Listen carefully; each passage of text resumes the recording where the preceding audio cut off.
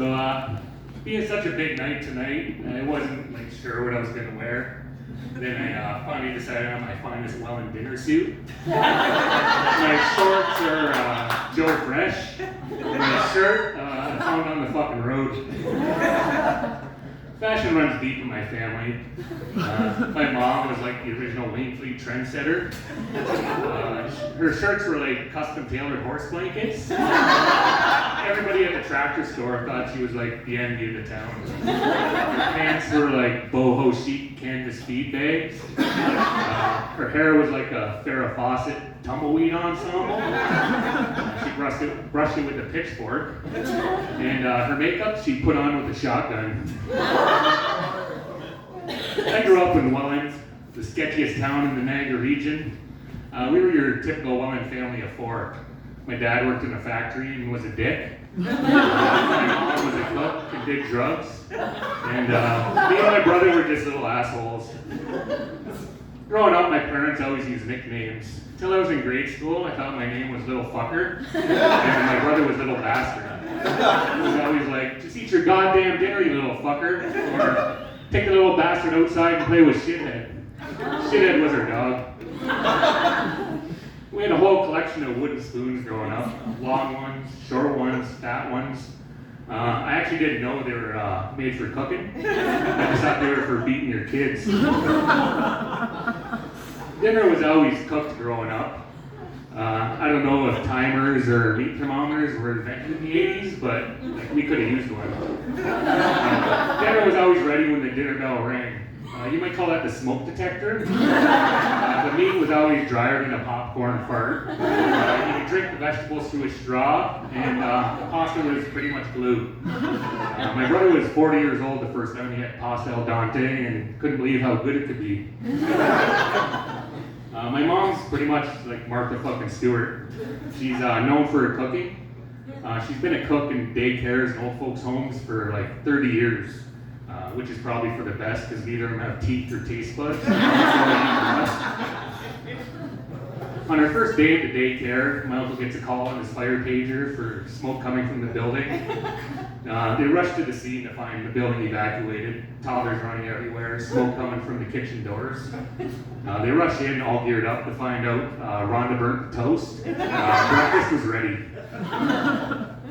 Nowadays, I have a bit of a mental mind glitch. Whenever I hear a smoke detector or fire truck go by, my mouth starts watering like Pavlov's dog.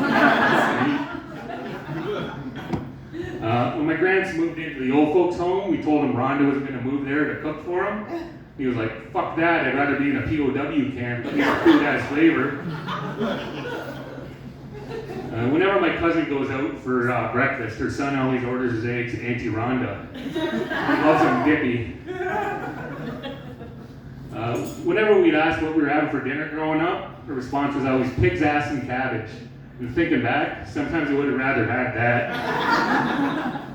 For 30 years, I thought I was allergic to tomato stuff like pasta sauce, but it turns out just my mom's pasta sauce makes me shit my pants. Sometimes I feel sorry for the elderly she works for because like they can't get away. She doesn't always wear her glasses, so sometimes she fucks up the ingredients. Once she put baking soda instead of baking powder in her biscuits, like most beautiful biscuits she'd ever made.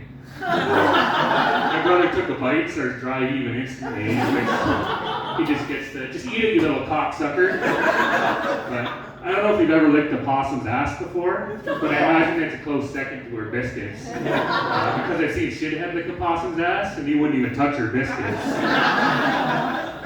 But she's also like the Betty Crocker of her family. Like she's known for her cookies. One of my first core memories growing up is my grandfather giving my brother a cookie. He was still in his high chair, so he's probably like 11 or 12 years old. He tries taking the first bite, like can't even dent it. Proceeds like punching the bottom of his chin, trying to like break off a little morsel of goodness, but like nothing. I don't know if she mixed up the concrete with the flour, but they were the best hockey pucks we ever had. I would have given my left nut for a soft fig Newton growing up, but never. What are your guys' thoughts on peanut butter beef bouillon cookies? No? They're not gourmet. Shithead loved them. Then there was a time she made me boiled eggs for my lunch. What's the one thing everybody knows about boiled eggs? They stink? Yeah, no, you gotta fucking boil them. Today I dropped my lunch bill, opened up to a slimy, yolky mess. Sometimes I think she's just fucking with us. The other day we were talking about birth defects, and she was like, yeah, I got one on the top of my spine. I was like, yeah, that's your fucking head. If anybody's interested, I have a couple of her cookbooks for sale that's after the show. Like I could meet you in the alleyway, and like I'll trade you for like a boiled egg or like a soft cookie. Good Welland recipes like the Welland roll. It's a tortilla shell with Kraft dinner, beans and weens. Sort of like a California roll, but it's like way shittier. So yeah, I'll be out there if you need one. Thanks.